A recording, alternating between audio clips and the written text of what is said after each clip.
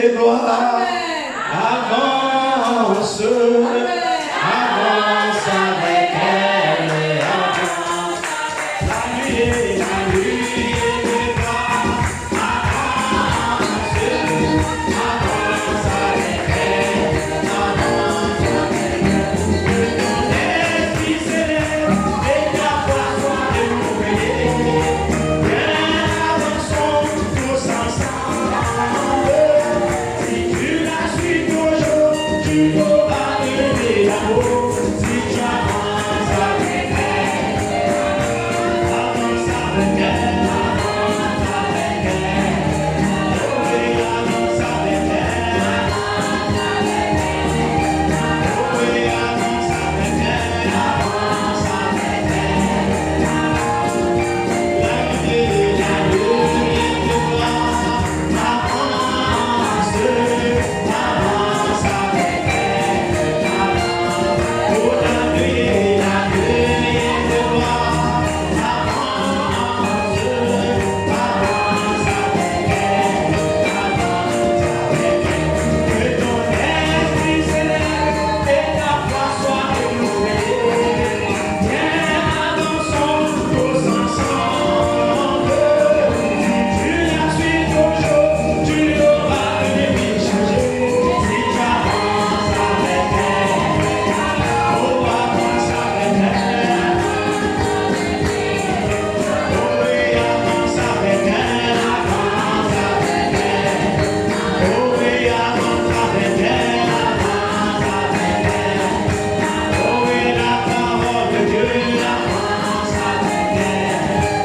Oh oui, la puissance de Dieu avance avec elle. Oh oui, la révélation avance avec elle, avance avec elle.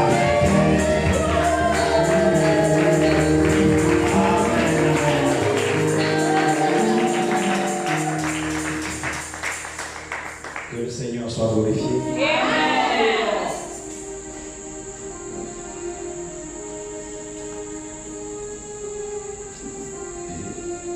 Shalom, épouse de Jésus-Christ. Je nous allons prendre l'évangile de Saint Jean, au chapitre 5, verset 36. Nous lisons la parole du Seigneur. Moi, j'ai un... Excusez-moi. Enroué depuis mercredi. Moi, j'ai un témoignage plus grand que celui de Jean.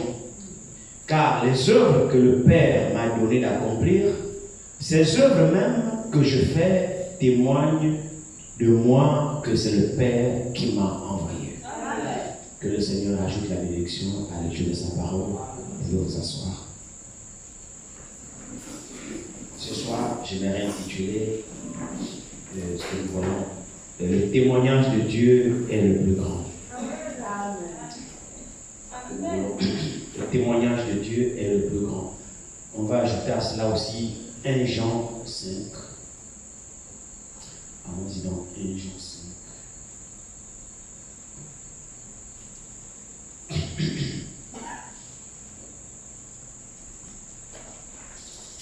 1 Jean 5, verset 9, nous dit: si nous recevons le témoignage des hommes, le témoignage de Dieu est plus grand. Car le témoignage de Dieu consiste en ce qu'il a rendu témoignage à son Fils. Amen. Amen. Le témoignage de Dieu est le plus grand. Recevez aussi les salutations de notre frère Martial. Je crois que c'est hier, oui, j'avais oublié de transmettre les salutations. Notre frère Martial est fort gentil, qui avait demandé de saluer l'Église. Je viens de me souvenir. Alors, la Bible nous parle ici du témoignage de Dieu. Et Jésus aussi, effectivement, parle de ces témoignages. Vous allez remarquer que les hommes aiment toujours quand on les applaudit. Les hommes aiment toujours. Je vois ma soeur Marie là-bas, qui se cache derrière là-bas, qui est derrière le dos. Je crois que c'est la soeur Marie. Ah non, non, c'est pas elle.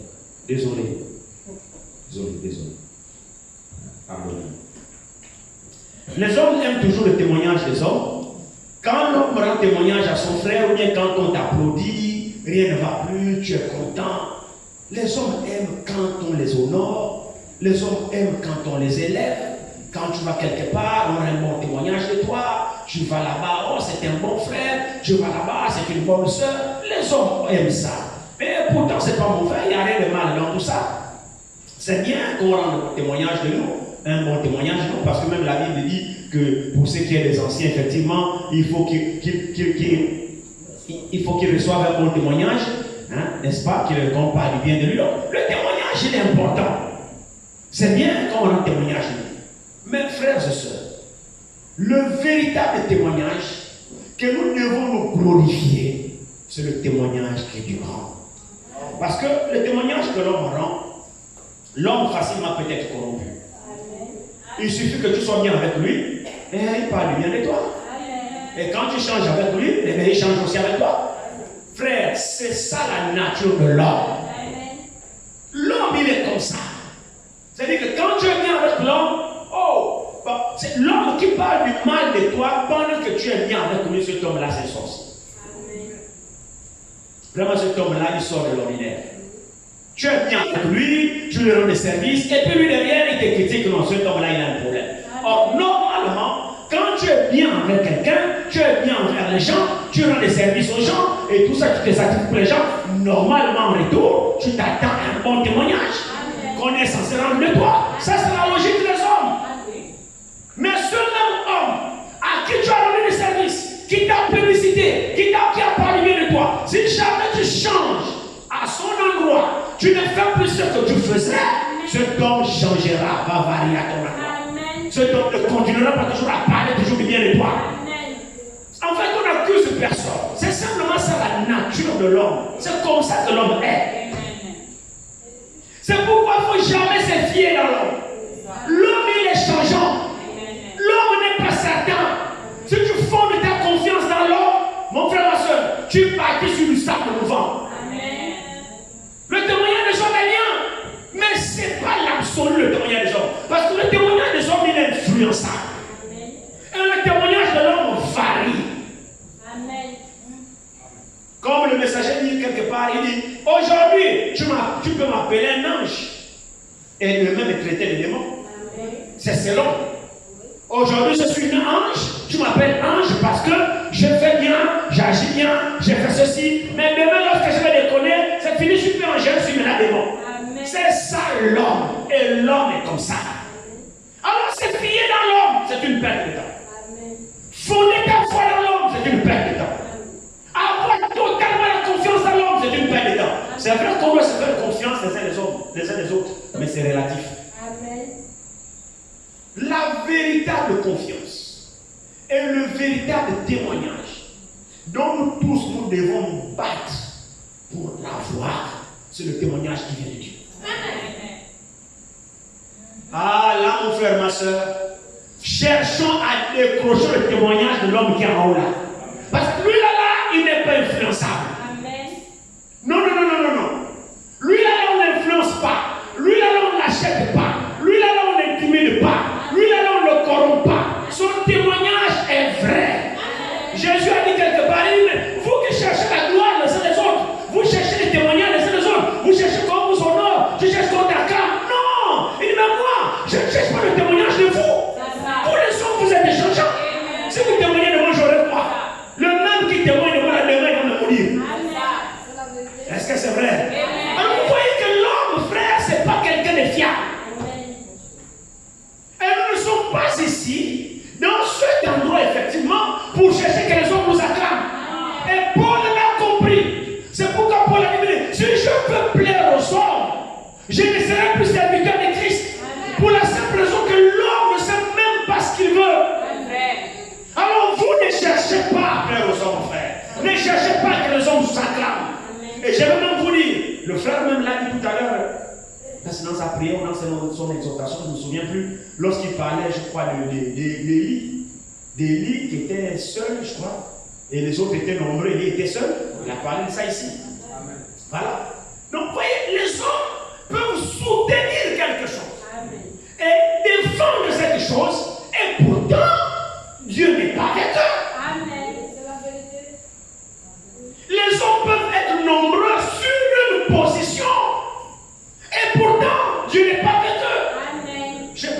même, je ne sais pas, c'est hier au téléphone. On était en train de parler, puis on parlait de Michel. Je disais, mais je préférerais être seul dans cette ville pour défendre la position que je défends que de faire de compromis parce qu'on veut être dans les foules, dans tout ceci, frère. Je préfère être seul, être solitaire et défendre ce que je crois. Et rester là jusqu'à ce que le Seigneur vienne. Quitte à être seul, je préfère être seul, mais être avec Dieu. Que de chercher un grand nombre qui m'emmènera nulle part. Qui vous a dit que le fait que vous soyez majoritaire, ça garantit que vous avez Dieu? Non. Non. Cherchons le témoignage de Dieu. Que chacun nous bosse pour attirer le témoignage de Dieu. Une fois Dieu a rendu témoignage de toi, frères et sœurs, Dieu ne se trompe pas. Une fois Dieu a rendu témoignage de toi, même si les hommes racontent ce qu'ils peuvent raconter, Dieu ne changera pas la vie parce que Dieu ne se trompe pas. Dieu ne se trompe pas. Le choix de Dieu est toujours le bon. Le témoignage de Dieu est toujours le bon. La décision de Dieu est toujours la meilleure. Alors cherchons à plaire à Dieu. C'est vrai, non? Travaillons pour attirer les faveurs de Dieu sur nous. Même lorsque tu es seul, ma soeur, prie, Dieu te voit dans le secret. C'est Dieu cherche l'approbation de Dieu dans ta vie. Mon frère, ma soeur, cherchez à être agréable à Dieu. Cherchez que Dieu témoigne de vous. Ne cherchez pas à plaire aux hommes. L'homme est changeant. L'homme est versatile. L'homme est indécis.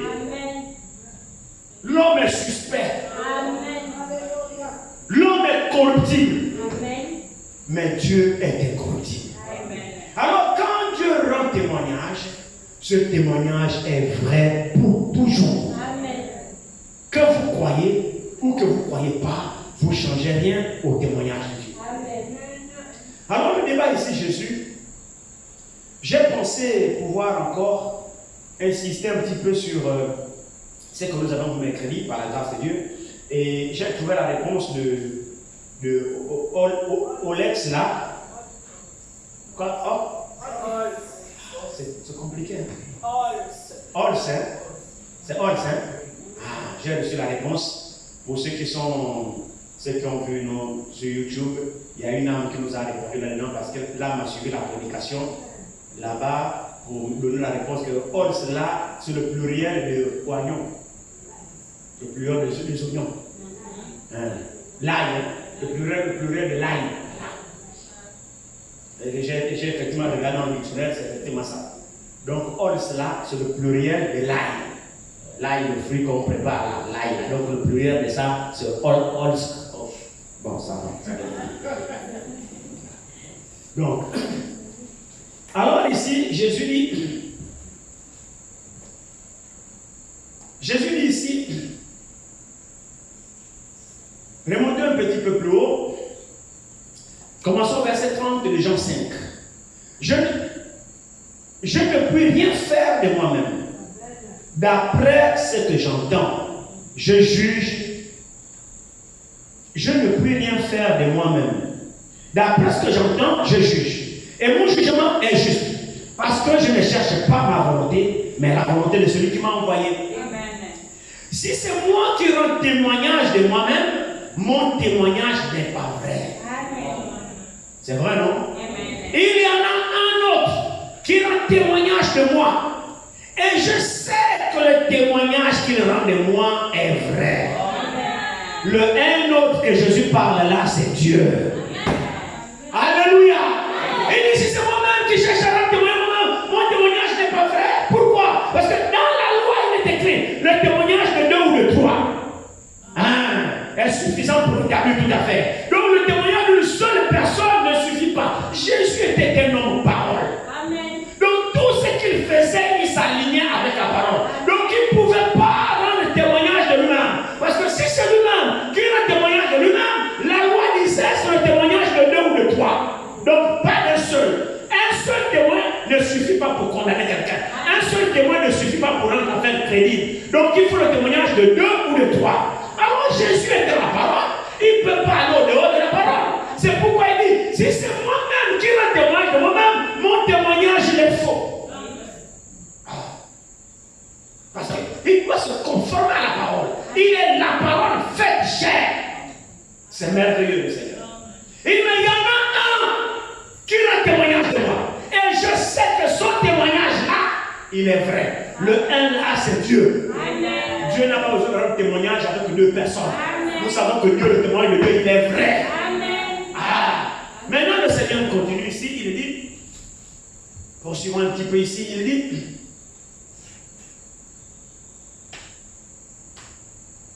verset 33, nous étions au verset 32. Il y en a un autre qui rend témoignage de moi, et je sais que le témoignage qu'il rend de moi est vrai.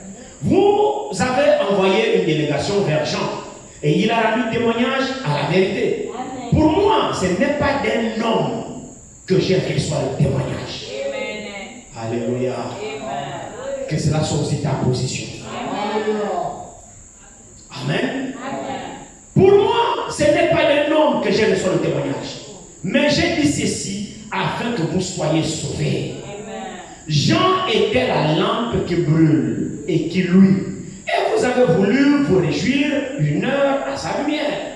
Moi, j'ai un témoignage plus grand que celui de Jean. Amen. Car les œuvres que le Père m'a donné d'accomplir, ces œuvres même que je fais témoignent de moi que c'est le Père qui m'a envoyé. Amen. Et le Père qui m'a envoyé a rendu lui-même témoignage de moi. Amen. Vous n'avez jamais entendu sa voix, vous n'avez point vu sa face, et sa parole ne demeure point en vous, parce que vous ne croyez pas à celui qu'il a envoyé. Amen. Vous sauvez les Écritures, parce que vous croyez, parce que vous pensez avoir en elle la vie éternelle. Ce sont elles qui rendent le témoignage de moi. Amen. Et vous ne voulez pas venir à moi pour avoir la vie. Amen. Je ne tire pas ma gloire des hommes. Amen. Mais je sais que vous n'avez point en vous l'amour de Dieu. Amen. Je suis venu au nom de mon Père et vous ne me recevez pas. Si un autre vient en son propre nom, vous le recevrez. Amen. Comment pouvez-vous croire, vous qui tirez votre gloire les uns des autres et qui ne cherchez point la gloire qui vient de Dieu seul? Amen. Ne pensez pas que moi, je vous accuserai devant le Père. C'est lui qui vous accuse, c'est Moïse, en qui vous avez mis votre espérance. Car si vous croyez Moïse, vous me croirez aussi, parce qu'il a écrit à mon sujet. Mais si vous ne croyez pas à ses écrits, comment croirez-vous à mes paroles? Amen. Alléluia. Amen. Mon frère, ma soeur, le témoignage de Dieu est le plus important que chaque adorateur, chaque adoratrice doit pouvoir chercher. Une fois Dieu a rendu témoignage de nous, alors nous avons l'assurance que nous lui appartenons. Nous avons l'assurance qu'il nous connaît. Nous avons l'assurance que nous sommes dans sa main. Aussi longtemps que Dieu n'a pas témoigné de nous et que toi tu fondes ta foi sur le témoignage des hommes, frères et sœurs, tu es sur un terrain glissant. Parce que quand nous avons accepté le Seigneur et que nous avons cru en lui, nous nous sommes repentis, nous avons pris notre baptême et nous marchons avec lui. Pendant notre marche, à un moment donné, il faut que ce Dieu-là témoigne de nous. Amen. La marche de chaque sœur, de chaque frère, doit être couronnée par le témoignage de Dieu sur lui. Amen. Alléluia. Il n'y a aucun homme, aucune femme qui vient à Dieu et qui marche avec Dieu sans que Dieu ne rende témoignage de lui à un moment donné. Si ta foi lui est agréable. Le témoignage de Dieu scelle tout. Amen. Et lorsque ce témoignage a été prononcé sur toi, même si le diable vide l'enfer sur toi, frère, tu te reposes sur le témoignage que Dieu a rendu de toi. Alléluia. Nous voulons, quand nous venons dans cet endroit-ci, nous voulons pour chacun de sa part de Dieu dans sa vie. Arrêtons d'avoir le Dieu des autres. Il est temps que ce Dieu-là soit maintenant ton Dieu à toi. Et il faut qu'à un moment donné, il rende témoignage de toi. Tu as besoin d'avoir la certitude que Dieu te connaît. Tu as besoin d'avoir la certitude que tu marches avec ce Dieu. Mais quel est ce croyant qui marche, mais qui n'a pas la certitude que ce Dieu-là a approuvé? Tu te bases sur quoi? Qu'est-ce qui te rassure que lorsqu'il viendra, tu partiras? Vous voyez qu'à un moment donné, frère, nous devons rechercher le témoignage qui vient de Dieu. C'est la vérité. Il faut qu'à un moment donné, pendant ta marche, Dieu dise, voici mon fils. Voici ma fille. Et toi, tu dois avoir cette assurance au-dedans de toi comme une encre. Quelles que soient les vagues, vous savez, le bateau, pour avoir travaillé dans les bateaux, je connais la valeur des encres. Quand le bateau n'a pas l'encre, le bateau dérive. Le bateau est emporté. Mais quand il y a une encre, on jette de l'encre, l'encre va jusqu'au fond là-bas, ça s'accroche sur un rocher. Même s'il y a les vagues, le bateau tourne seulement sur place. Parce que l'encre retient le bateau. C'est quoi ton encre? C'est absolument important que chacun reçoive le témoignage de Dieu lui-même. Mon frère, ma soeur, si toute l'église te témoigne que non, c'est un bon frère, c'est une bonne soeur, ne reste pas figé sur ce témoignage. Si tu as conçu tout un plan sur le témoignage des hommes, bon, c'est une bonne chose, mais ce n'est pas suffisant. C'est pas suffisant. Le témoignage de Dieu est plus grand. Et c'est ce témoignage que nous devons tous rechercher. Nous tous ici, on doit avoir ce témoignage. C'est vrai, non? Alors nous allons un petit peu revenir sur ce que nous avons vu mercredi. Retournons un petit peu sur le passage d'introduction que nous avons vu mercredi. Prenons Nombre 11. Nombre 11.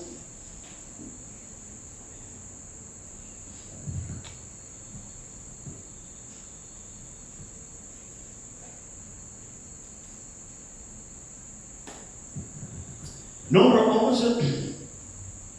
Commençons au verset 16 de Nombre 11. L'Éternel dit à Moïse, assemble auprès de moi 70 hommes, des anciens d'Israël, de ceux que tu connais comme anciens du peuple et ayant autorité sur lui. Amène-les à la tente d'assignation et qu'ils s'y présentent avec toi. Je descendrai et là je te parlerai. Je prendrai de l'esprit qui est sur toi et je le mettrai sur eux afin qu'ils portent avec toi la charge du peuple. Et que tu ne la portes pas à toi seul. Tu diras au peuple, sanctifiez-vous. Demain, sanctifiez-vous pour demain. Excusez-moi. Tu diras au peuple, sanctifiez-vous pour demain. Et vous mangerez de la viande. Puisque vous aviez pleuré aux oreilles de l'Éternel en disant, qui nous fera manger de la viande? Car nous étions bien en Égypte. Ainsi de suite, nous sautons, nous prenons le verset 21.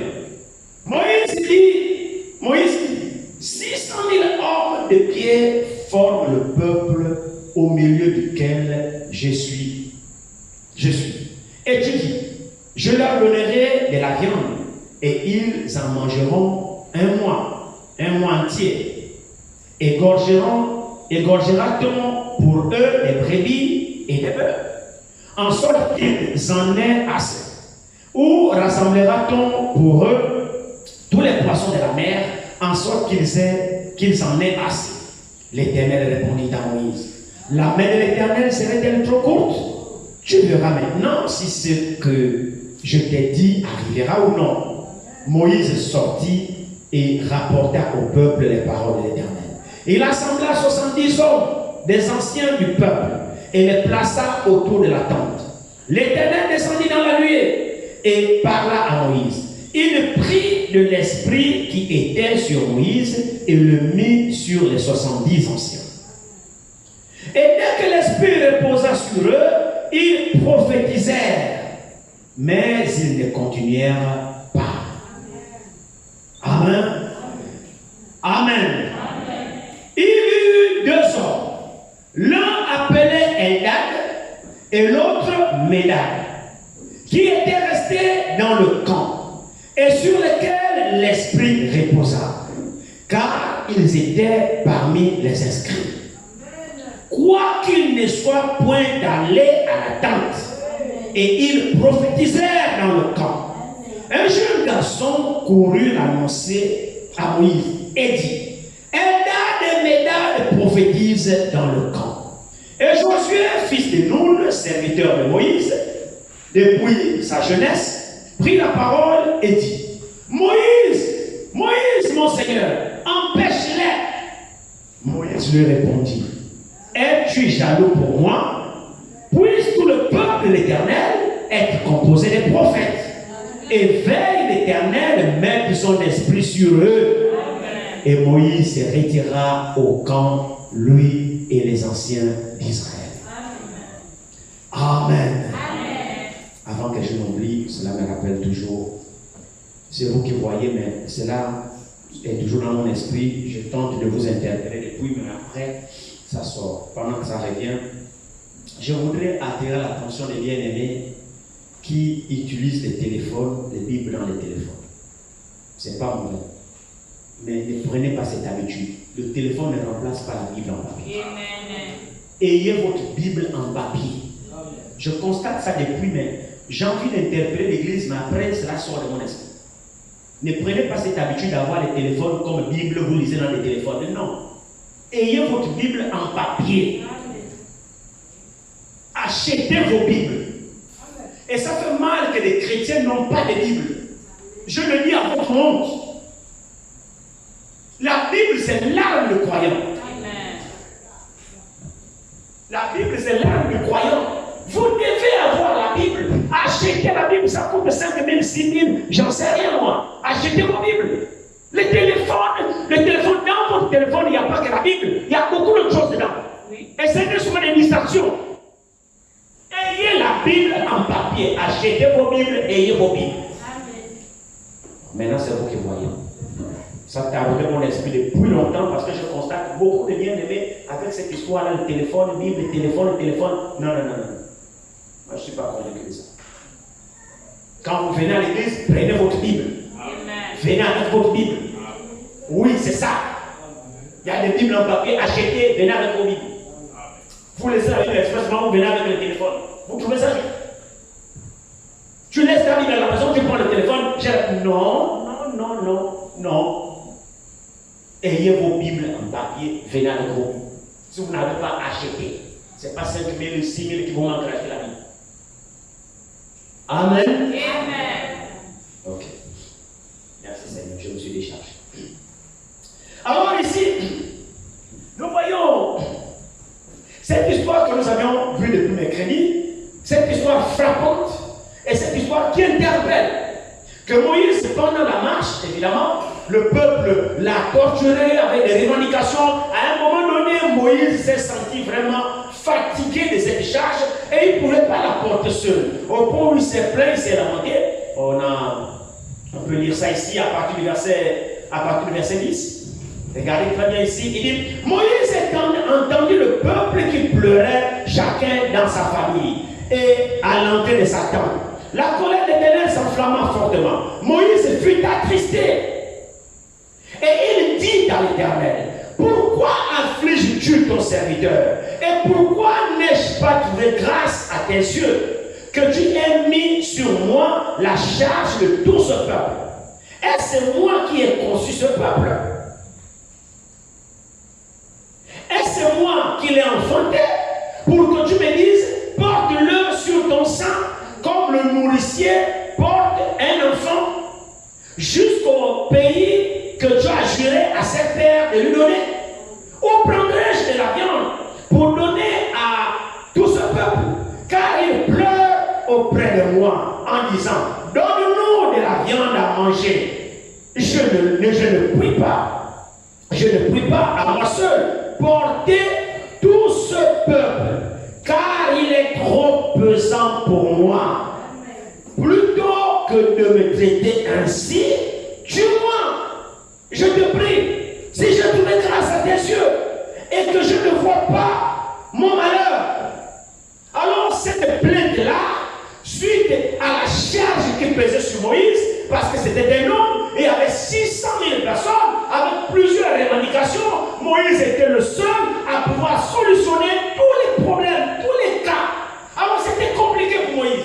Et Moïse, effectivement, a été à bout parce que c'était un homme. Et il a présenté cette requête au Seigneur. Et suite à cette requête, là le Seigneur va lui dire, le passage que nous avons commencé à lire au verset 16, l'Éternel dit à Moïse, assemble auprès de moi 70 hommes, des anciens d'Israël, de ceux que tu connais comme anciens du peuple, et ayant autorité sur lui, amène-les à la tente d'assignation et qu'ils s'y présentent avec toi. Donc, suite à cette plainte, Dieu va instruire Moïse, il dit, d'accord, j'ai compris ce que tu as dit, la charge effectivement elle est lourde, et toi tu es seul, ainsi de suite. Ok, très bien. Maintenant, toi, plus que tu es mon prophète, tu es mon serviteur, tu connais les hommes que tu conduis, tu connais ton assemblée, parce que c'est ton assemblée, tu les connais tous au nombre qu'ils sont. Maintenant, toi, choisis-moi 70 selon ton appréciation. Et tu vas les amener. Avant qu'ils n'entrent en service, il faudrait que je leur donne ta capacité. Que l'esprit qui est sur toi, je le leur donne aussi. Parce que vous devez travailler pour moi dans le même esprit. Donc l'esprit qui est sur toi, il faut que ceux qui travaillent avec toi soient animés du même esprit. Amen. Oui. Frère, si on n'a pas le même esprit, on ne peut pas travailler ensemble. Amen. Amen. Ça aussi c'est vrai, non? Amen. Alors, je dois me prendre l'esprit qui est sur toi, pas un autre esprit. Parce que si Dieu prend un autre esprit, si ce n'est pas l'esprit qui est sur Moïse, il y aura des tiraillements, il y aura des conflits. Moïse dit on va à gauche, ah non, pourquoi à gauche? Ah, moi je préfère qu'on aille à droite. Non. Alléluia. Dans l'œuvre de Dieu, on doit avoir la même vision, le même esprit, le même sentiment, la même compréhension. Et c'est possible quand on a le même esprit. Et le même esprit là, c'est l'esprit de Dieu. Ne vous inquiétez pas, ce n'est pas l'esprit d'un homme, c'est l'esprit de Dieu. Seul l'esprit de Dieu peut nous unir ensemble et nous aider à voir tous la même direction, parce que c'est l'esprit de Dieu qui révèle la parole de Dieu. Alors, Moïse, nous avons vu mercredi que lorsque Moïse a fait le choix de 70 anciens, c'était selon son appréciation. C'est les hommes que Moïse connaissait dans le camp et qu'il a trouvé que on en a mon témoignage de ces frères-là, ainsi de suite, et c'est les frères qui avaient l'autorité dans le camp, ainsi de suite. Moïse les a pris parce qu'il les connaissait. Mais nous avons vu que dans le choix de Moïse, il n'a pas pris Eldad et Médad. Eldad et Médad, effectivement, étaient dans le camp. Mais Moïse ne les a pas choisis parce qu'ils ne sont pas allés à la tente d'assignation avec Moïse. Alors Moïse a amené les 70 et l'Éternel a pris l'esprit qui était sur Moïse, a mis sur les 70. Et dès que l'esprit qui était sur Moïse, parce que l'esprit de Moïse était prophète.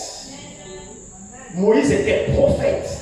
Donc quand tu as pris l'esprit qui était sur Moïse et le mettre sur les 70 se sont mis à prophétiser. Devant la tente d'assignation en présence de l'Éternel. Mais un fait marquant, c'est que quand ils ont prophétisé là, ils ne continuèrent pas. Ils ne continuèrent pas. C'est ce que la Bible nous dit ici. Regardez très bien ici. Verset 25. Verset 24. Moïse sortit et rapporta, ainsi de suite, rapporta au peuple les paroles de l'Éternel. Il assembla 70 hommes, des anciens du peuple, et les plaça autour de la tente.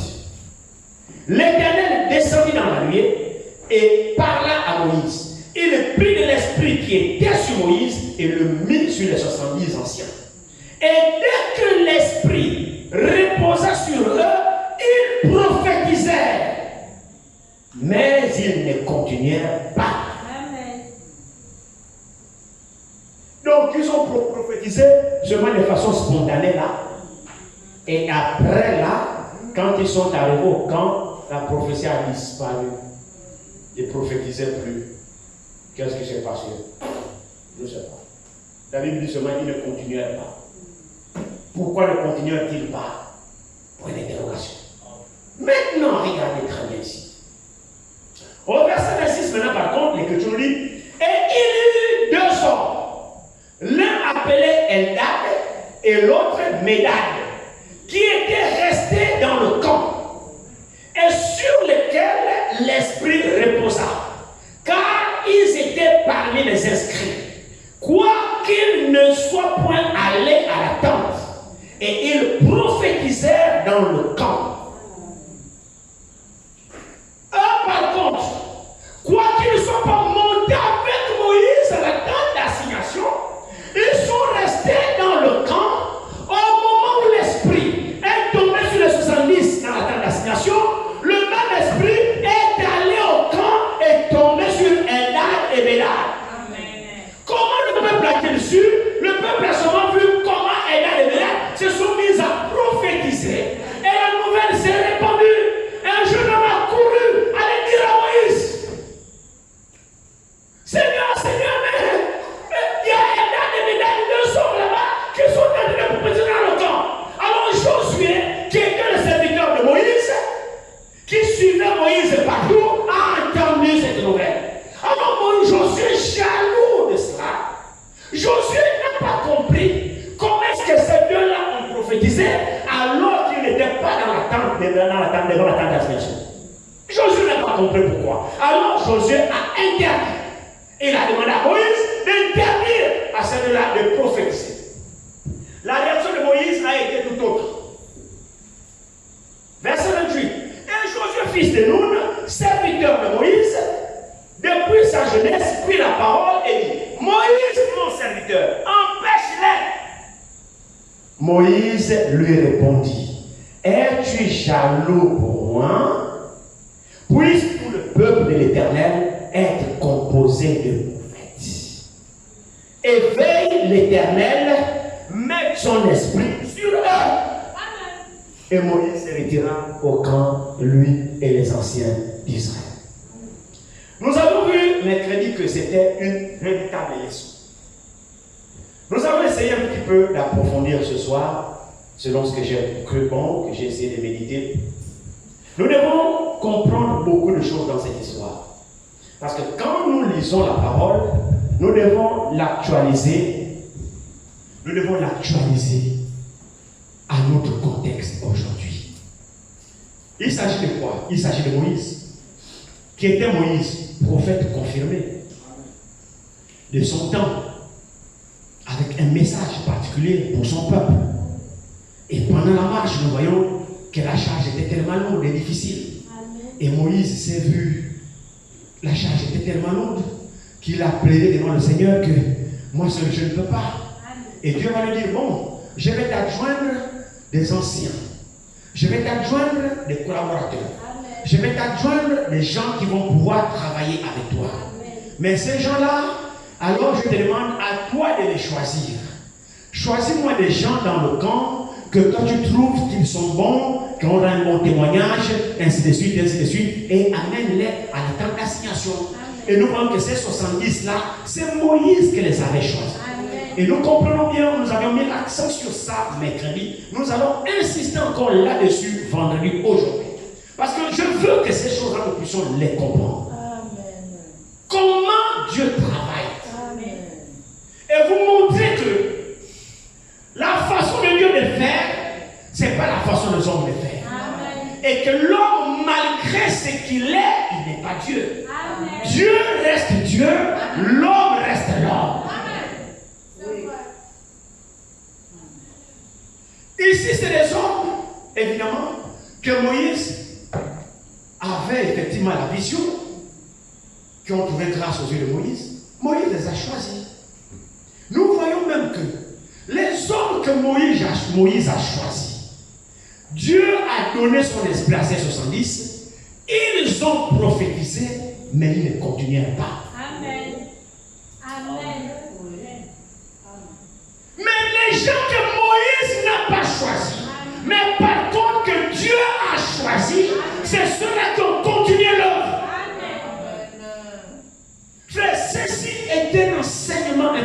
la journée, je pensais à cela. J'ai dit, il faudrait que j'essaie d'actualiser cela ce soir. Mon frère, ma soeur, vous allez remarquer que ce n'est pas parce qu'un homme de Dieu vous cite, un homme de Dieu vous nomme, que automatiquement vous êtes approuvé de Dieu. Amen. Je suis désolé. Amen. Ça peut certainement sembler bizarre, les gens peuvent critiquer cela, mais c'est la vérité. Ce n'est pas parce qu'un homme de Dieu, tu es l'ami à l'homme de Dieu. Ce n'est pas parce que tu es l'ami à l'homme de Dieu, tu vas à la chasse avec lui, tu manges avec lui, que forcément Dieu t'approuve. Amen. Ce n'est pas parce que l'homme de Dieu rend témoignage de toi, que forcément Dieu aussi va rendre le même témoignage de toi. Amen. Le témoignage de Dieu reste le témoignage de Dieu. Le témoignage des hommes reste le témoignage des hommes. C'est deux témoignages différents. Nous devons chercher le témoignage de Dieu. Alléluia. Ceci, c'est un enseignement. Nous voyons que les 70 ans que Moïse a choisi, parce que c'est Dieu qui dit ici, laissez-moi revenir là-dessus. Regardez ce que Dieu dit à Moïse. Dieu dit à Moïse ici, il est dit,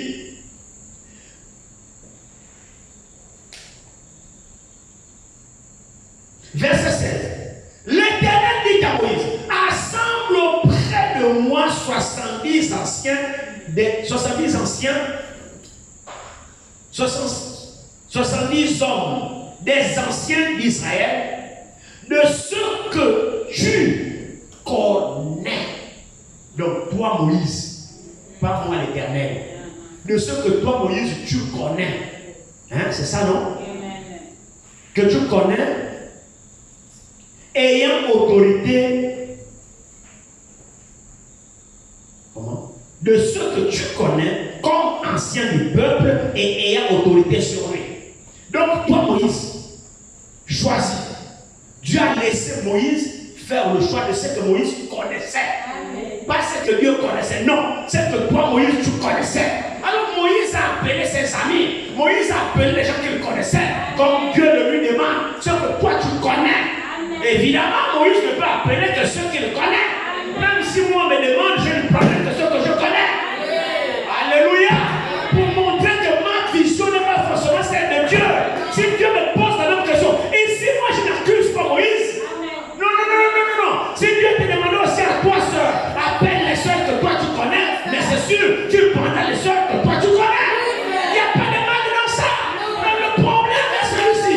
Les sœurs que toi tu connais, que tu as choisi là, est-ce que c'est forcément le même choix de Dieu? Non. Alléluia. Ça c'est ton choix à toi, ça va, il n'y a pas de problème. Mais le choix de Dieu, il semble qu'il est différent. Et c'est ça cette histoire-là ici. Quand Moïse a choisi 70, il n'a pas pris Eldad et Médad. Or, Eldad et Médad étaient le choix de Dieu. Donc, frère, le choix de l'homme n'est pas forcément le choix de Dieu. Non. Mais le choix de Dieu doit obligatoirement s'imposer aux hommes. Laissez-moi reprendre ça. Le choix de l'homme n'est pas obligatoirement le choix de Dieu. Mais le choix de Dieu s'impose à tout homme.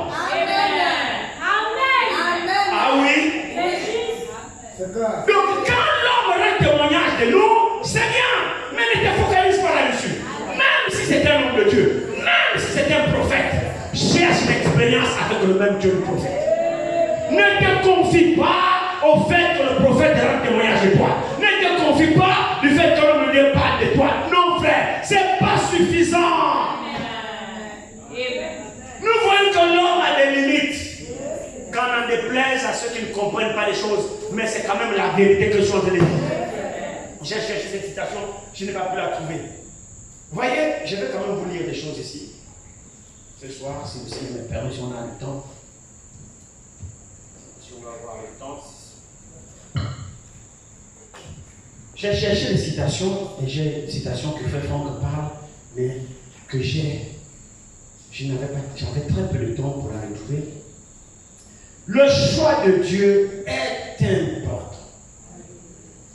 Si vous vous focalisez sur l'homme, frère, vous risquerez de passer à côté. Quand j'étais dans le taxi, je pensais à cette histoire, je dis, je vais quand même la dire. Je vais quand même la dire parce que c'est simplement la vérité et je vais tourner devant Dieu et Je vous demande simplement de comprendre cela positivement. Quelle année? Je ne sais pas, je crois que c'était en 2012. 2012? Oui. 2012, je pense. C'était en 2012. Oui. J'ai effectué un déplacement au Congo. Lorsque j'étais au Congo, à Kinshasa, Frère Franck s'y rendait aussi effectivement à Kinshasa. Et il y avait une grande croisade au stade. J'ai fait un mois au Congo. Et de là-bas du Congo, j'étais arrivé, j'ai peut-être fait une semaine, je suis allé pour le Bénin. Donc là-bas au Congo, pendant que nous étions, on était au réunion de Frère Franck. Il a enseigné au stade. Après avoir enseigné, ce jour-là, l'une des dernières réunions, il a invité tous les serviteurs de Dieu dans un hôtel luxueux de Kinshasa. J'ai oublié le nom. Un grand hôtel luxueux de Kinshasa. Alors, il a reçu tous les hommes de Dieu qui étaient là-bas. Nous étions près d'une centaine comme ça. Ça va au Congo, ils sont nombreux. Alors, il y avait une grande table préparée, un grand buffet comme ça. C'était enregistré. Un grand buffet comme ça. Et nous étions là. On a même la photo là. Pour ceux qui sont même dans Facebook, j'ai même vu ces photos-là. Avec les femmes, les hommes de Dieu sur Facebook là. J'avais dans cet hôtel-là.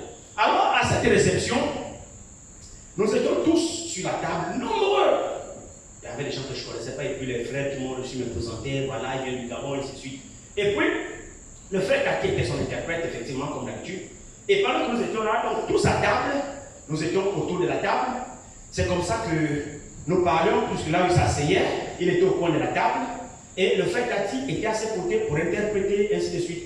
C'est comme ça que nous étions, j'étais peut-être sur le long de la longueur, j'étais peut-être lui ici, moi j'étais peut-être vers là où ma soeur Brigitte était là-bas, tous les ministres autour de la table. C'est comme ça que le frère Kaki me parle. Frère dit, comment ça va? Je dis, ah, ça va frère. Ah, c'est très bien, ainsi de suite, et tout ça, on a bavardé. Et c'est comme ça, qui dit au frère Franck, c'est le frère qui vient du Gabon. Le frère Franck dit, ah, le frère venu, oui, oui, oui. Et frère, viens ici, viens ici. Je suis derrière la chair. Amen. Le frère a déplacé l'autre serviteur qui était à côté du frère Kaki.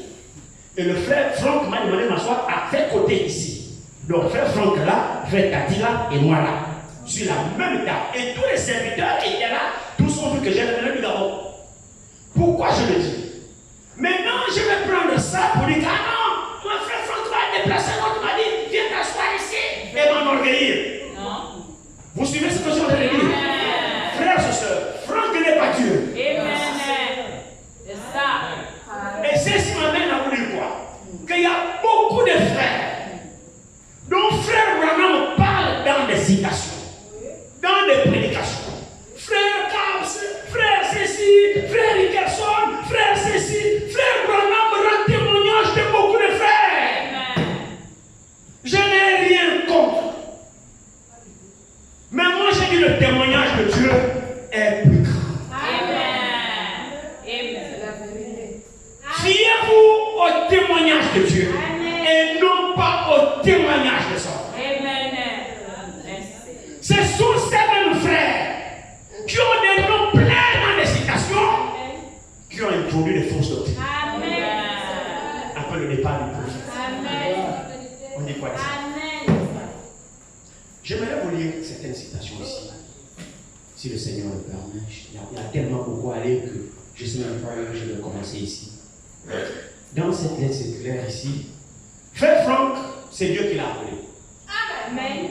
Amen. C'est pas Branham qui l'a appelé. Amen. C'est Dieu qui l'a appelé. Amen. Vous le croyez? Amen. Oui, frère. Amen. Frère Franck, c'est Dieu qui l'a appelé. Amen. Et c'est le témoignage de Dieu qui est le plus grand. Amen. Pas le témoignage des hommes. Alors, ici, il y a tellement beaucoup, mais on a très peu de temps, il est 20h. Je vais juste lire.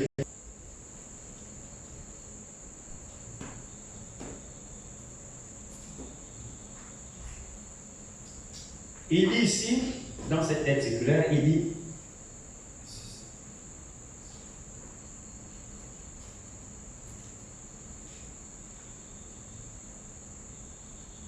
je n'ai pas l'intention ici de discuter avec les gens qui sont dominés par des esprits pernicieux et qui s'en trouvent bien. Mais je n'ai pas non plus le droit de me taire à l'égard de tout cela. Pour moi, il s'agit de l'œuvre de Dieu dans laquelle je me sais engagé et pour laquelle je dois rendre compte. Si maintenant certaines choses sont dites, ceci arrive uniquement pour que tous comprennent qu'au fond des attaques de l'ennemi ne me concernent pas en tant qu'individu, car je n'ai fait aucun mal à personne. La rage de Satan est dirigée contre le ministère que Dieu a établi. C'est contre le message divin qu'il a une haine mortelle. Et ce qu'il aimerait le plus, c'est le détruire. C'est pourquoi il s'acharne sur celui qui le porte. Satan n'a-t-il pas détruit, depuis le temps des Caïns, versé le sang des prophètes, d'Abel jusqu'à Zacharie? Pourquoi cela? Tout simplement parce qu'ils étaient les porteurs de la parole. Amen. Qui puis-je si le Seigneur m'a appelé d'une voix audible à son ministère? Qui puis-je s'il m'a parlé à plusieurs reprises? Somme toute, je n'ai eu aucune influence en cela.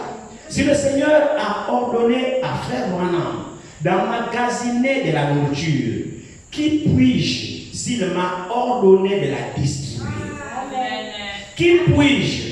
Frère Branham a parlé dans plusieurs prédications de l'emmagasinage de la nourriture. Dans sa prédication du 32e mois 62, M. Hessler, page 47, strophe 300, paragraphe 330, il dit: j'ai agi au mieux de ma connaissance, en accord avec ce que les visions, les songes et les autres choses ont dit. J'ai emmagasiné pour eux toute la nourriture que j'ai pu, Seigneur. Cependant, pas une seule fois, il ne mentionne le fait que le Seigneur l'aurait aussi chargé de la distribuer. Amen.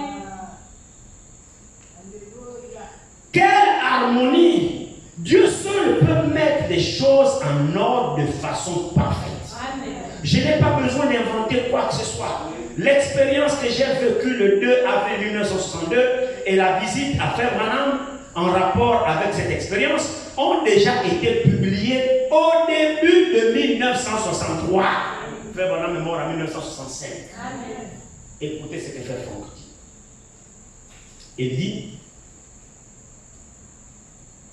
l'expérience que j'ai vécue le 2 avril 1962 et la visite à Frère Branham en rapport avec cette expérience ont déjà été publiées au début de 1963 par les éditions Merle Light, 6e édition, 37e année.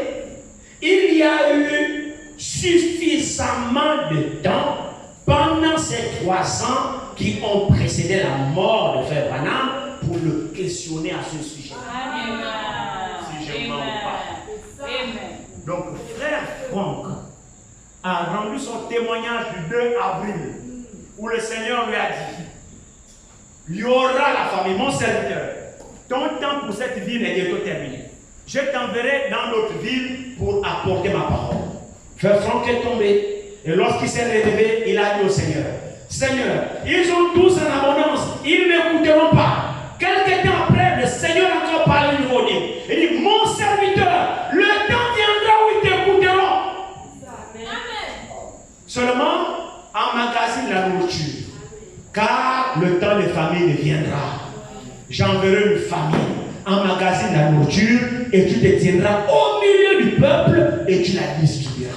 Amen. C'était pendant l'échauffement du bloc Union soviétique et les États-Unis, la guerre froide. Alors, là, Frère Franck a acheté les carottes, a acheté les choux, a acheté la nourriture naturelle, il a stocké, il a fait les provisions. Jusqu'en décembre, je crois qu'on va lire ça ici, on va trouver même la date ici, parce que l'attente a été tellement longue. Depuis avril jusqu'en décembre, il n'y avait pas de famine, il n'y avait rien du tout, pas de famine, pas de guerre, pas tout. Alors il a eu honte de lui parce qu'il a annoncé ça au niveau de la chaîne devant toute l'église. Il dit, il ne voulait plus prêcher, il voulait abandonner. Et de là, une pensée est venue d'aller aux États-Unis plus qu'un prophète. Et donc, il faut que j'aille voir Frère Branham. Cette histoire-là, moi, je ne comprends pas. Il faut que j'aille voir Frère Branham. Parce que ce n'était pas un songe, c'était une voix audible qui lui a parlé. Amen. Alors, il est arrivé aux États-Unis, effectivement, quoi qu'il le raconte quelque part là ici, tellement de citations ici, il le raconte quelque part, Frère Wood, Banks Wood, et le frère Fred Sautman. Je ne sais pas s'ils sont encore en vie aujourd'hui. Le frère Bansoul et le frère Fred Sautman, qui était avec frère Branham. Il n'était pas avec frère Branham à deux. Alors, frère Branham lui a demandé les nouvelles de ce frère-là ici. Il y a ce frère-là ici, dès le début de l'œuvre, en Allemagne, où frère Branham était en Allemagne. C'est ce frère-là que frère Branham me demandait les nouvelles. C'est le frère, le docteur Guggenbull. Le nom allemand là. Guggenbull. C'était l'un des anciens Guggenbull qui assistait au réunion de frère Branham en Allemagne, en Karlsruhe. Donc c'était un ancien révérend que frère Franck connaissait. Donc quand frère Franck a vu frère Branham, et frère Branham a posé la question, comment va le message là-bas? Le frère là, le révérend Guggenbull là, comment il va? Frère Franck a dit non, ils vont bien, ainsi de suite, ainsi de suite. Et frère Franck dit, son cœur brûlait pour lui poser cette question parce que tout ça là, ça tirait en longueur. Il voulait lui poser la question de savoir qu'est-ce qui s'est passé avec lui, la voix que Dieu lui a parlé. C'est comme ça que, plus qu'il s'est passé peut-être, il a levé la main pour dire, frère Branham, j'ai une question qui me taraude l'esprit que je voulais te poser. Et c'est comme ça que frère Branham l'arrête. Il dit, frère Franck, Alléluia. puis-je te dire ce que le Seigneur t'a dit? Amen. Oh, j'ai lisé ça. Je lisais ça pendant que j'étais sur mon bureau, je lisais ça. Frère Branham dit, puis-je te dire ce que le Seigneur t'a dit? Amen. Pas ce que Satan t'a dit. Frère, il faut que les frères fassent attention avec frère Franck. Frères et sœurs, je suis responsable de l'éducation que je donne. Des frères ont blasphémé sans le savoir. Des gens qui s'acharnent sur le roi de Franck ont blasphémé. Parce que le prophète de Dieu lui dit, puis-je te dire ce que le Seigneur t'a dit? Même Branham était prophète, il aurait pu dire non, c'est pas Dieu qui t'a dit, c'est le diable qui t'a parlé. Mais le prophète lui dit, puis-je te dire ce que le Seigneur t'a dit? Dieu ment? Non. Et il dit ici, lui-même il a suffisamment de temps. Et maintenant, regarde le témoignage qu'il dit. Depuis 63 qu'il a publié cela, son témoignage 63, frère Branham est mort en 65. Frère Franck a rendu son témoignage que frère Branham a confirmé que Dieu m'a envoyé de ville en ville et d'emmagasiner la nourriture. Frère Branham était vivant. Et c'est sûr et certain, ce témoignage est arrivé jusqu'à frère Branham. Branham vivait. Oh oui, regardez ici. Il dit ici dans ce témoignage, il dit ici, il y a eu suffisamment de temps pendant ces 3 années qui ont précédé la mort de frère Branham pour le questionner à ce sujet. En outre, frère Russe et le frère Schmidt ont fait la connaissance lors de notre visite en commun à Jeffersonville en décembre 1974 des frères Wood et Sautman qui furent présents à cette conversation qui eut lieu avec frère Branham. Amen. Notre frère Didier de Paris, je l'ai eu, j'ai discuté avec lui. Le frère Didier de Paris, il s'est rendu lui-même aux États-Unis. Il a rencontré les 2 frères, le frère Wood et le frère Sautman. Cet Allemand là, ce qu'il nous raconte là, dites-moi, c'est vrai. Il dit oui, c'est le frère Franck qui dit, c'est vrai, nous étions là avec le frère Branham autour de la table. C'est qui dit vrai, frère Branham lui a dit ça. Frère Didier me l'a dit. Il s'est déplacé lui-même aux États-Unis. Il a rencontré les 2 témoins. Et les 2 témoins ont confirmé que oui, frère, c'est que le frère Franck dit, c'est la vérité. Le prophète lui a dit ça. Amen. C'est comme ça que frère Dieu lui dit, frère, mais quelle grâce vous avez eue. Pourquoi n'êtes-vous pas avec le frère Woodford? Il dit non, c'est parce que le frère Franck ne croit pas au Saint-Tonnerre. Non, le frère Didier a dit que le frère Sautman a dit non, c'est parce que frère Franck n'a pas cru à la révélation. Parce que c'est que le frère Didier a dit, le frère Sautman a dit, il croit que Branham est Jésus-Christ lui-même. C'est parce que frère Franck ne croit pas que frère Branham est le Christ, est Jésus-Christ lui-même.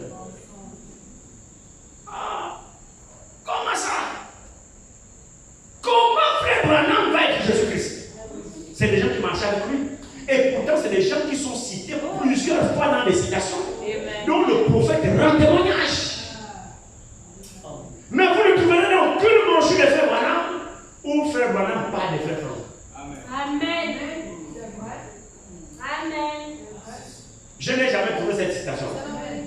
Où Branham lui-même rend témoignage de Ward Frank. Amen. Non. C'est Ward Frank qui rend témoignage de ce qui s'est passé, ces expériences. Et les témoins ont vérifié.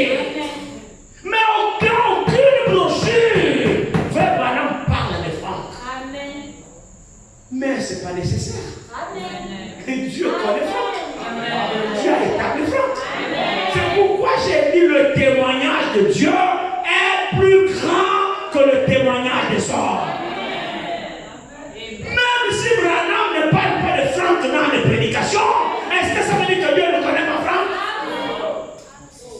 Et en plus, Franck a vécu avec le prophète. Le prophète a confirmé son appel. Ça rejoint un peu ce que je vous ai parlé mercredi. À propos du dernier fils, le Benjamin du prophète, Joseph Branham, qui est, selon les frères, qu'il est prophète. C'est vrai que le prophète a dit que Joseph sera prophète. Parce qu'il s'est inspiré de Joseph, le prophète de la Bible, pour avoir Joseph, son fils. Et il a dit Joseph est prophète. S'il le dit, je crois, c'est le prophète. Très bien. Mais il y a plusieurs sortes de prophètes. Amen. Ça dépend maintenant de quel prophète vous attribuez Joseph, le fils du prophète. Voilà. Il y en a aujourd'hui qui sont suspendus aux lèvres de frère Joseph. Amen. Comme il est Joseph, et comme frère Branham, effectivement, s'est inspiré de l'histoire de Joseph en Égypte, et qui était Joseph en Égypte? Prophète. Très bien. Qu'est-ce qu'il a eu? Il a reçu la révélation de la nourriture pour la distribuer au temps des familles. Donc, dans ce cas, ce Joseph qui est le fils de Branham, lui aussi, c'est le travail de la distribution. Son père a emmagasiné et maintenant lui il distribue. Il fait le travail de Joseph en Égypte. Bon, moi j'enseigne. Mais moi je préfère me fier au témoignage de Dieu. Parce que Dieu lui-même, avec sa parole, la voix audible, a dit il y aura une famille. Emmagasine la nourriture. Tu te tiendras au milieu du peuple et tu distribueras la nourriture. Frère Branham a confirmé, ayant fait Franck, attends pour la distribution. Attends pour la distribution. Donc, c'est pourquoi quand vous lisez les lettres circulaires, Frère Franck signe toujours agissant de la part de Dieu. Quand il termine, à chaque fin de lettre circulaire, vous voyez que là, il signe ici, Ewan Franck, agissant de la part de Dieu, il signe Ewan Franck. Frères et sœurs, le témoignage de Dieu est plus grand. Je vous ai fait une démonstration mercredi que Frère Branham est mort en 1965. En 1965. Et le frère Joseph a commencé la publication de la voix de Dieu, a commencé à prendre le relais, à publier des brochures, à publier tout cela en 1986. Donc, ça fait 21 ans.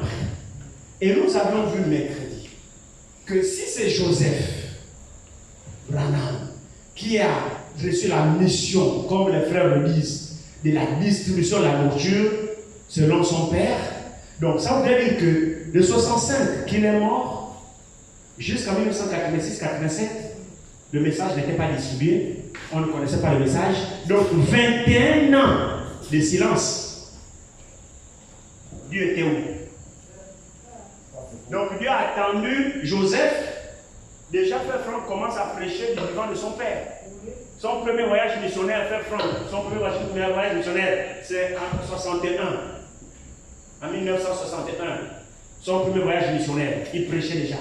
Premier voyage missionnaire, 1961. Frère Branham vivait encore. Donc, Frère Franck prêche du vivant de Frère Branham.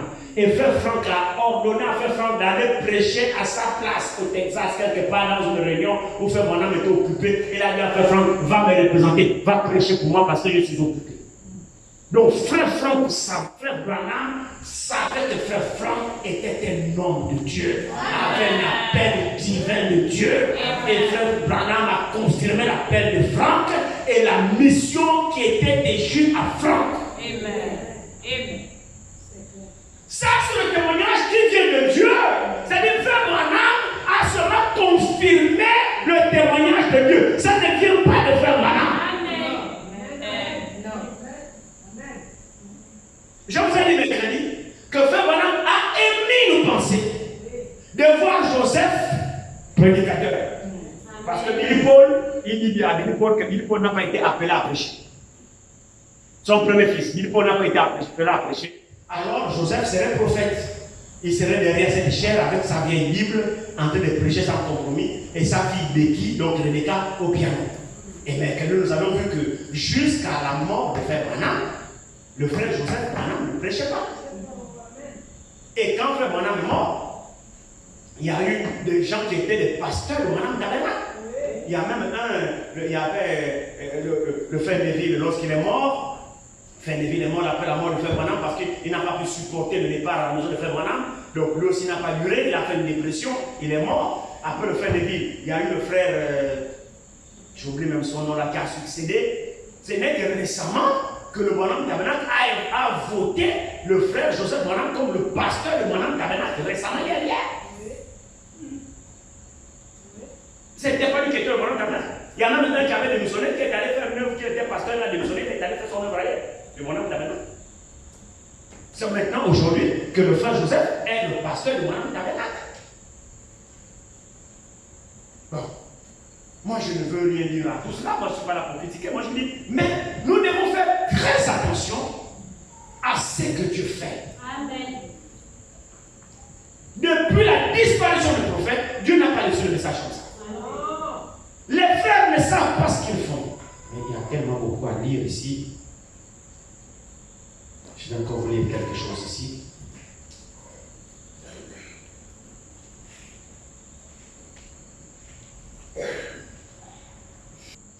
Si quelqu'un comprend mal Frère Branham et interprète cette déclaration contrairement aux Saintes Écritures, il fait de lui un faux prophète. Amen. Ceci a été apporté à son comble au sujet de l'année 1977. Quand on a déclaré que celle-ci était la dernière. Pour cela, on avait présenté la citation du livre exposé des 7 âges de l'Église que l'on a attribué faussement à Frère Branham. Lorsque la chose s'avéra comme étant fausse, cela retomba naturellement sur lui. Depuis lors, le monde religieux, par la faute d'autres personnes, ne prit plus Frère Branham au sérieux. Aucun frère dans le message n'était pour nécessaire de publier une parole d'éclaircissement. Pour ma part, comme tout le monde le sait, j'ai publié autant opportun par le moyen d'une lettre circulaire en plusieurs langues la déclaration originale de Frère Branham et j'ai dûment rectifié cette affaire. Donc l'affaire que Frère Branham, paraît-il, aurait dit que la fin du monde c'est en 77 et le millénium interviendrait et soi-disant ainsi dit le Seigneur sous inspiration. Je parle en tant que prophète de Dieu sous inspiration. J'ai dit, je prédis que l'année 1977 marquera la fin et là, le millénium interviendra ainsi de suite, ainsi de suite, ainsi de suite. Or, Frère Branham n'a jamais dit ça. Amen. Le livre que vous savez l'exposé de cet âge d'église, le bleu là. Ce livre-là, Frère Franck dit ici qu'on a attribué faussement à Frère Branham. Il dit ici, il dit. Pour cela, on avait présenté la citation du livre exposé de cet âge d'église qu'on l'on a attribué faussement à Frère Branham. Les gens nos amis disent que, ah voilà, frère Franck, frère Branham lui-même dit, le livre va sortir, le livre va sortir. Oui. Les 5 âges de l'Église, c'est un livre. Excusez-moi. C'est l'histoire de l'Église que frère Branham écrivait, l'histoire de l'Église plus en détail, parce que quand il a écrit dans le livre, il va même dans les détails qui ne sont pas dans les prédications. Et il a écrit selon, il se servait d'autres livres, les martyrs de l'Église, ainsi de suite. Donc, il a pris tout cela pour écrire les 7 âges de l'Église avec les événements qu'il y a eu, tout ça dans le livre. Donc, pendant qu'il écrivait, effectivement, il a donné au docteur Livell pour la correction. Parce que, comme nous le savons tous, il n'était pas un intellectuel, son anglais était bourré de fautes. Or, Livell, c'était un docteur en théologie. Donc il a donné à Livell pour la correction. Or il se trouve que frère Branham lui-même disait, j'avais lu ça dans les citations, il dit, bientôt le livre va apparaître. Quand il apparaîtra, notre frère Livell est en train de faire les dernières corrections. Peut-être que lorsqu'il apparaîtra et que nous le relirons, peut-être que nous changerons la vie à ce sujet. Mais il n'est pas encore sorti. Or, le livre a apparu après la mort de frère Branham. Frère Branham n'a pas relu ce livre avant sa publication. Ça, il faut que l'Église comprenne ça. L'exposé de cette âge de l'Église a apparu après la mort de frère Branham. Donc frère Branham n'a pas eu le temps de relire. Certainement, il aurait corrigé beaucoup de choses que Livell a mises là-dedans. Et parmi ça, il y a cette déclaration-là. Oh, quand vous lisez dans la prédication originale, qui se trouve dans l'âge de la Odyssée, frère Branham déclare, je ne prédis pas. Je ne dis pas que c'est Dieu qui m'a dit. Mais j'ai dit, selon les 7 visions que j'ai eues, 5 se sont accomplies. Il en reste 2. Vu le développement de la situation du monde, j'ai prédit. Je ne dis pas que c'est le Seigneur qui m'a dit. Dans les 70 semaines dernières, il dit, je peux me tromper de 30 ans, de 50 ans ou de 100 ans. Je ne dis pas que c'est Dieu qui m'a dit. Mais j'ai dit, d'ici, depuis 1933 jusqu'en 77, cela marquera la fin de tous les systèmes. Je ne dis pas que c'est Dieu qui m'a dit. C'est clair. Mais Livell, dans l'exposé, il dit, sous inspiration divine, je prédis, je maintiens. J'ai dit et je maintiens. Ce que Branham n'a jamais dit. Jamais. Et c'est là où, quand je travaillais sur site, l'un de mes chefs de service, c'était un Ghanéen. Je prêchais à l'église de Rally, beaucoup qui savent ici. Je prêchais. L'église était remplie. Alors, jusqu'à ce que les frères tonneristes de Port-Gentil ont reconnu le son de la trompette. Ils ont dit non, lui là c'était un aigle parce que je prêchais la parole. À base de la Bible, je prêchais. Je ne citais pas Branham. Je savais que j'ai affaire aux dénominations, mais juste leur montrer la Bible révélée. Et après, je vais leur montrer le message. Au point, frères et sœurs, toute l'église était acquise. Au point, les responsables de l'église m'ont dit, ont appelé, ils étaient là au nombre de 6 anciens qui dirigeaient l'église là. Ils ont dit, bon, l'un des blocs, mon chef direct, il dit, bon, je sors, c'est le pasteur Francis qui va rester avec l'église. C'est lui qui restera avec l'église. Et quand je suis resté avec l'église, les 2 samedis, tous les samedis, je recevais les anciens. On tenait les réunions de samedi. L'un d'eux me dit, il dit devant tous les autres, il dit, bon, à partir d'aujourd'hui, aucun de nous ne prêchera ici. Il a dit aux autres anciens, aucun de nous ne prêchera ici, parce que tout ce que nous écoutons là, nous comprenons que nous sommes loin de la chose. Nous laissons l'église dans les mains du pasteur Francis. Enseigne-nous, apprends-nous comment adorer Dieu, montre-nous la parole de Dieu. Je suis derrière la chair des frères. Amen, gloire au ciel. Tous sont assis, ils vont remis l'église à la vie. Vous demanderez cela au frère Serge qui nous visite souvent ici. Il était depuis le site là-bas qu'on s'est connu. Ils m'ont remis l'église.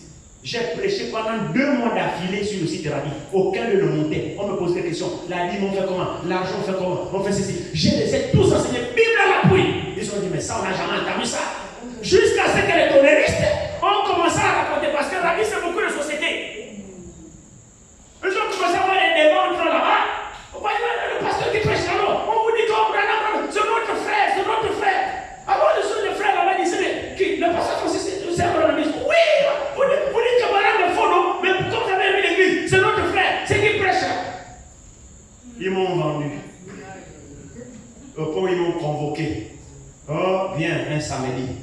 pasteur, dis-nous la vérité, tu nous as cachés. Tu nous as caché quoi? Oh, dis-nous donc tu es branamiste. Je dis non, je ne suis pas branamiste. Oh, si tu es branamiste.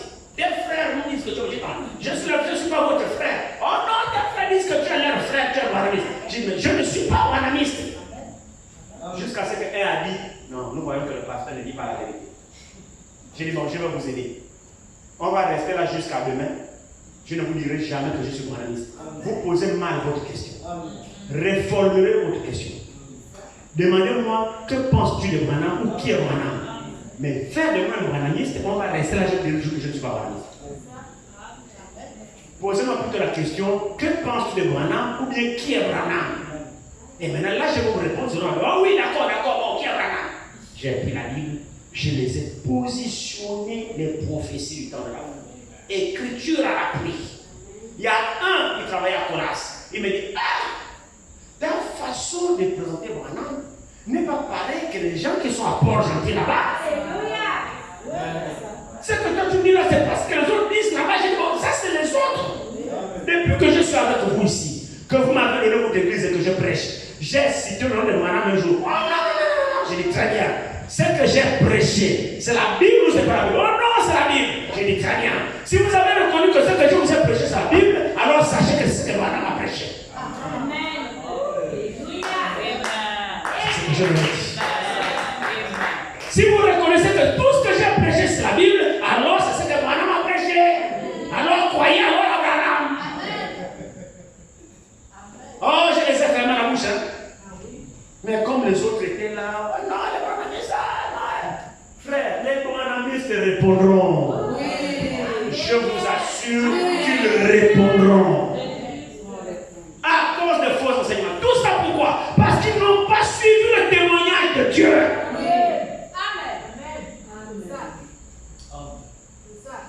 Frère Franck, comme il le dit ici, lui seul il s'est élevé pour corriger cette erreur qu'on a attribuée faussement à Branham, qu'il aurait prédit qu'à la fin du monde c'est 1977. Alors qu'il ne l'a jamais dit. J'étais en train de vous dire que mon chef, pendant que j'enseignais le baptême au nom de Jésus-Christ, toutes ces choses-là, la divinité de Jésus-Christ, alors que les dénominations là-bas, c'était quoi? C'était les chrétiens de Béthanie, Alliance chrétienne, ceci, associés ensemble. C'était là-bas l'église de la vie. Tous des dénominationnels, des trinitaires. Donc pendant que j'étais en train de positionner, ramener la sainte doctrine, ramener la parole de Dieu, alors un jour, il y avait des baptêmes même que je voulais me faire, des frères qui étaient convaincus que je voulais aller baptiser. Alors la nouvelle s'est répandue là-bas. Je suis devenu l'ennemi de tout le monde. Ils voulaient me sentir dans leur église. À cause de ce message, j'ai dit, ok, vous avez entendu, vous avez écouté, vous n'avez pas reçu, j'ai fait ma part. Au moins, le Seigneur ne m'a pas amené à râler avec cette lumière pour fermer la bouche, seulement travailler l'argent. Non, j'ai témoigné de lui avant. Le Seigneur connaît. Je ne suis pas seulement allé pour chercher l'argent, mais j'ai témoigné de lui. Le Seigneur me comptera cela au jour du jugement. J'ai fait ma part. Je n'ai pas gardé la lumière pour moi, je n'ai pas caché. Mon chef, un jour, il m'appelle au bureau. Francis, c'est bien. On rentre au bureau. Il me dit, pourquoi toi tu dis que le baptême c'est au nom de Jésus-Christ? Au nom de Jésus-Christ, Père, Fils, Saint-Esprit, c'est la même chose. J'ai dit non. J'ai dit non, monsieur, c'est pas la même chose. C'est une manière, monsieur Emmanuel. J'ai dit, monsieur, c'est pas la même chose. Alors je me suis mis à l'instruire. Il est actuellement, en ce moment, pasteur plein au Ghana. Le pasteur d'une grande église. J'ai essayé de l'instruire, j'ai dit, voici ce que la Bible dit, voici ce que Pierre a dit le jour de la Pentecôte. Le nom, c'est ça, voilà, ça c'est les titres. J'ai essayé de démontrer. Il dit, non, il ne voit pas les choses comme ça. Il dit, pour lui, baptiser au nom du Père, baptiser le nom de Jésus, pour lui, c'est la même chose. J'ai dit, non, c'est pas la même chose. J'ai dit, mais si tu vois le nom d'un seul apôtre qui a baptisé comme ça, là, il est incapable. J'ai dit, mais pourquoi les apôtres ont baptisé au nom de Jésus? Pourquoi Paul, qui est venu plus tard, a baptisé au nom de Jésus? Ne vois-tu pas, monsieur, que là, il y a un problème? Quel est le disciple qui a baptisé littéralement en utilisant les titres de Père, Fils et Esprit? C'est qui? Vous savez que quand Dieu ne vous accorde pas la grâce de vous donner la révélation, pourtant il a fait les études bibliques. C'est comme ça qu'il me dit que Frère Branham, c'est l'un des hommes de Dieu qui lui ont révolutionné. C'est lui-même qui me le dit. Alléluia. C'est comme ça quand il tire le tiroir de son bureau, il me sort les 7 âges de l'église, donc les 7 âges de l'église en anglais. Il dit, j'ai lu Branham. Il c'est l'un des hommes de Dieu qui m'a révolutionné. J'ai lu Branham. Et donc il avait l'exposé là, de cet âge d'église là, en anglais. Il avait le fameux livre. C'est comme ça qu'il m'amène à la fameuse prophétie de 1977 là. Et voilà ce que Branham a dit. Il va dans le Deutéronome. Si un prophète annonce quelque chose qui ne s'accomplit pas, c'est un faux prophète. Voilà ce qu'il a dit ici. D'ailleurs, ça ne s'est pas accompli, c'est un faux prophète.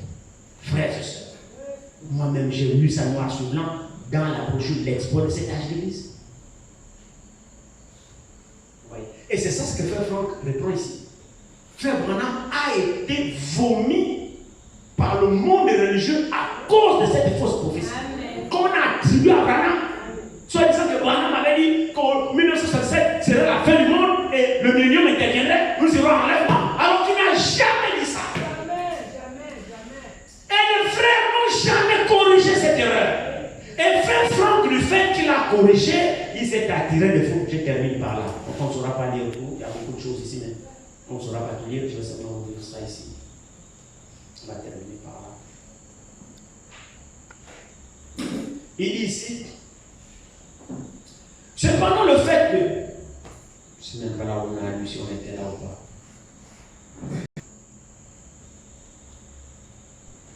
Depuis lors, le monde religieux, par la faute d'autres personnes, n'est plus fait Branham au sérieux. Aucun frère dans le message n'était pour nécessaire de publier une parole d'éclaircissement.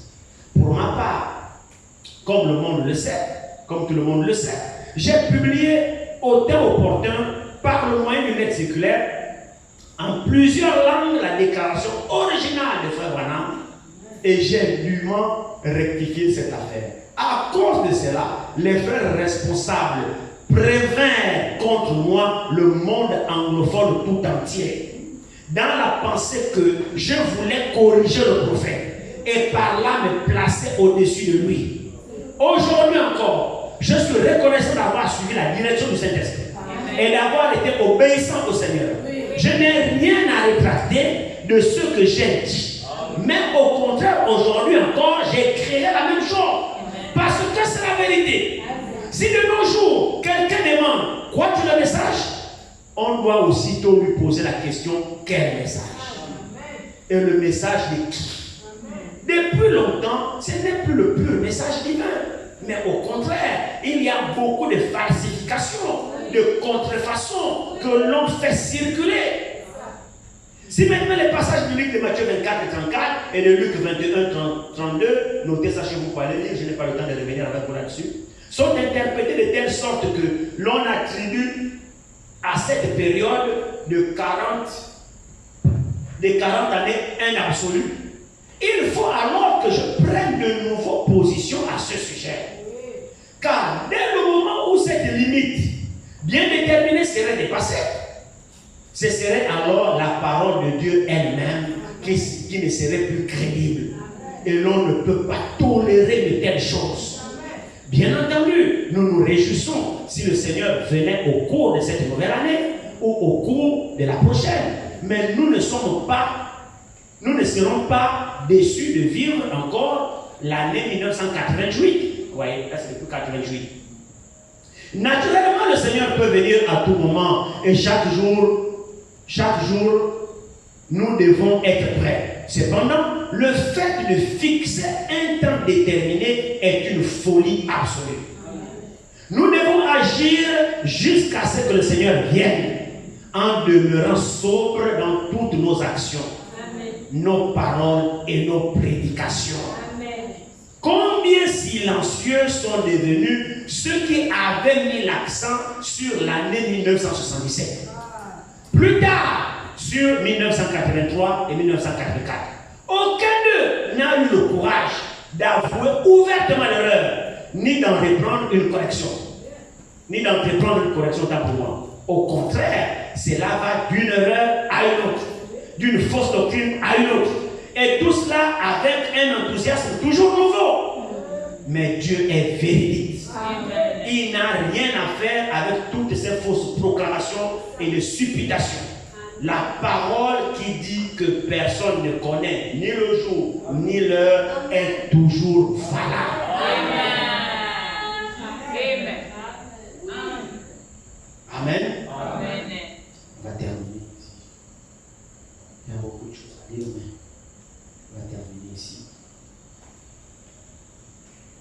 Il dit ici,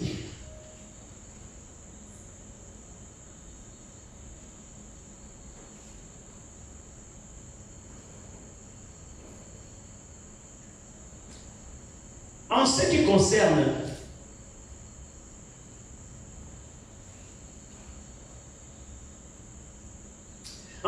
la prédication de la parole, principalement de la doctrine et de la partie prophétique du conseil divin pour le salut, je suis sans cesse à nouveau subjugué lorsqu'après les avoir éprouvés sincèrement, je constate que tout correspond à 100% avec la parole écrite et révélée. Continuellement, je me soumets au jugement de la parole. Et en étant véritablement conscient de ma responsabilité devant Dieu, je me demande si tout concorde bien. Alors, c'est seulement quand les saintes écritures rendent elles-mêmes témoignage que nous croyons et enseignons, comme le dit l'écriture, une profonde reconnaissance monte en nous. Amen. Comme je l'ai dit souvent, comme je l'ai déjà souvent dit, ainsi je voudrais encore le répéter ici. Ce que je prêche, je le prêcherai devant tous les prophètes et les apôtres, et même devant mon bien-aimé Seigneur. Je voudrais enseigner pareillement ce que j'enseigne. Ceci ne concerne pas l'homme, mais bien la vocation divine. Car personne ne peut se prévaloir de ce qu'il est, mais bien de ce que c'est que Dieu qui le lui a donné. Je n'hésite pas un seul instant à mettre tout ce que Frère Branham a enseigné à la place qui lui revient dans la Bible. Et c'est là même lorsqu'un frère me fait savoir ceci par écrit. Plus personne n'est maintenant nécessaire pour que cela soit arrangé bibliquement. Lorsque nous voyons la parole infaillible elle-même enseigner clairement et distinctement ce que nous enseignons, et c'est là sur le fondement de plusieurs passages bibliques, alors nous pouvons réellement nous reposer sur cet enseignement et le communiquer sans hésiter à d'autres personnes. Il ne peut y avoir aucun autre évangile, aucun autre message que celui qui a été prêché dès le commencement. 1 Pierre 1, verset 12 Amen. Et 25. 1 Jean 1, verset 5, verset 1 à 5. Rien ne peut y être ajouté, rien ne peut y être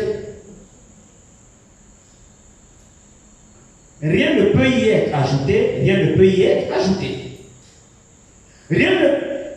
Dieu peut bien, comme il l'a déjà fait, donner par une révélation davantage de lumière et de clarté. Mais le cœur même de la chose doit demeurer toujours le même. Amen. Le Seigneur m'a destiné à prêcher sa parole. C'est pourquoi il est tout aussi normal que l'esprit en moi soit contre toutes les doctrines imaginées par l'homme lui-même, lesquelles sont arbitrairement dérivées des citations des paroles des frères Branham. C'est lui qui enseigne et prêche quelque chose de différent que ce qui est clairement témoigné et prêché dans la Bible, en l'attribuant à l'homme de Dieu de cette heure, fait de lui un faux prophète et un faux docteur. Souvent, Frère Branham insiste en disant I am just a man. Donc il disait je ne suis qu'un homme. Et disant je peux me tromper dans mes paroles. Puis il élève la Bible et dit à la foule ceci est la parole infaillible de Dieu, et c'est là mon absolu. Cependant, il y a des fanatiques qui ont interverti le rôle. Ils ne craignent pas de remettre en question la parole de Dieu et même la mettre de côté, et ils prétendent que toute déclaration de Frère Branham est ainsi dit le Seigneur. Cependant, il n'était pas seulement prophète, mais aussi prédicateur de l'évangile et évangéliste. Et il fut conduit lui-même de clarté en clarté et de révélation en révélation. De telles personnes donc, avec leur pensée à l'envers et qui transposent sur un homme l'honneur qui appartient uniquement à Dieu, ne contribuent en rien au bien-être de l'Église du Dieu vivant. Amen. Un frère connu de langue anglaise m'a même effectivement dit ceci en face le 12 novembre 1989. Frère Franck, tu ne crois pas du tout le message? Très étonné, je lui répondis, chers frères, j'ai pris soin comme aucun autre de la propagation du message dans le monde entier. Il me répondit calmement, ce que tu as fait ne m'importe pas du tout. Si tu ne crois pas les 7 tonnerres, alors tu ne crois pas le message, car les 7 tonnerres sont le message. Il ajouta encore, tu ne crois pas du tout que Christ est déjà venu sur la terre en 1963, qu'il se manifeste maintenant comme juge et qu'Apocalypse 10 est déjà complètement accompli. De tels hommes font ressortir cette phrase que Frère Branham dit. L'agneau quitte le trône de la médiation pour ouvrir le livre et en ouvrir, pour prendre le livre et en ouvrir les 7 sceaux. C'est la citation que Frère Branham dit. L'agneau quitte le trône pour briser les 7 sceaux. Mais il se taise lorsqu'il dit d'autre part, ce n'est que lorsque le dernier sera entré que l'agneau quittera le trône.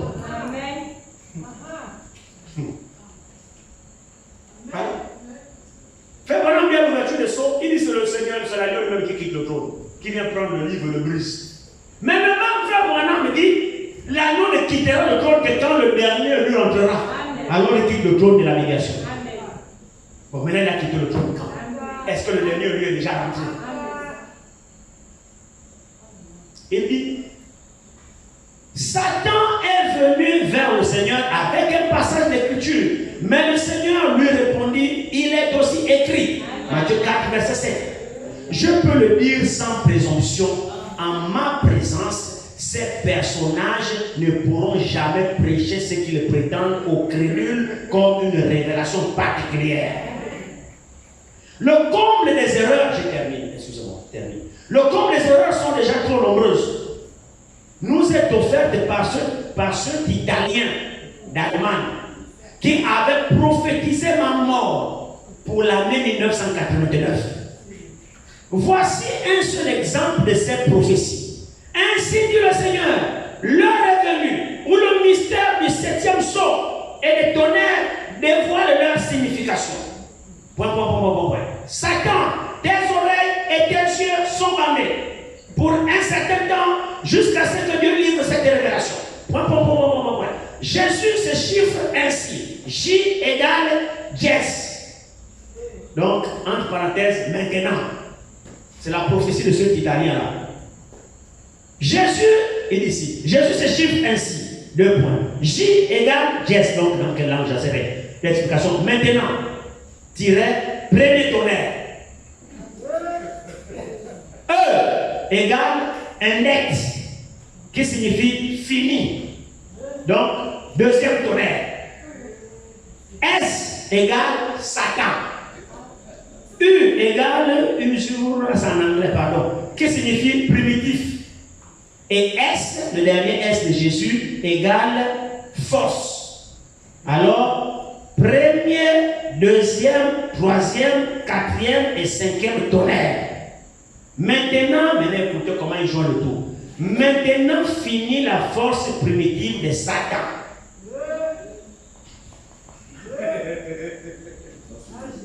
Un frère qui prophétise. Il dit, dans ce cas, tout le caractère risible de la chose est nettement discernable de chacun. Mais dans d'autres cas, cela n'est pas aussi facilement reconnaissable. La signification du nom de Jésus, c'est-à-dire Yahvé est sauveur, est depuis longtemps connue. Dieu merci. Cet homme interprète les 5 lettres du nom de Jésus dans sa langue allemande exactement comme il veut. Vous voyez les aventuriers? Mais comment cela peut-il rimer en d'autres langues? Celui qui croit de telles erreurs, ou d'autres encore, c'est sans doute à lui que se rapporte 2 Thessaloniciens 2, verset 11. À cause de cela, Dieu leur envoie une énergie d'erreur pour qu'ils croient au mensonge. Reste à savoir si nous avons le réel amour de la vérité. C'est cet amour-là que nous devons avoir en nous. Et la vérité est la parole de Dieu.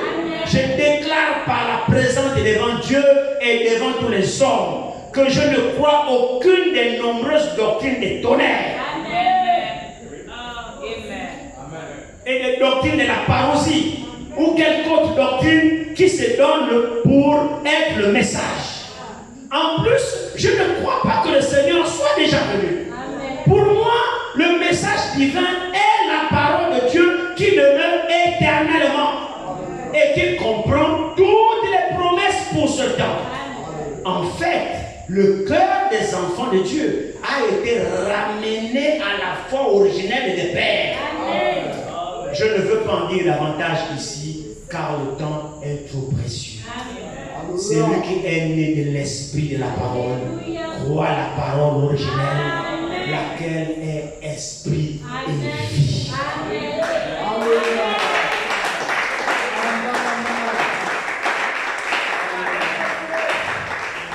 Amen.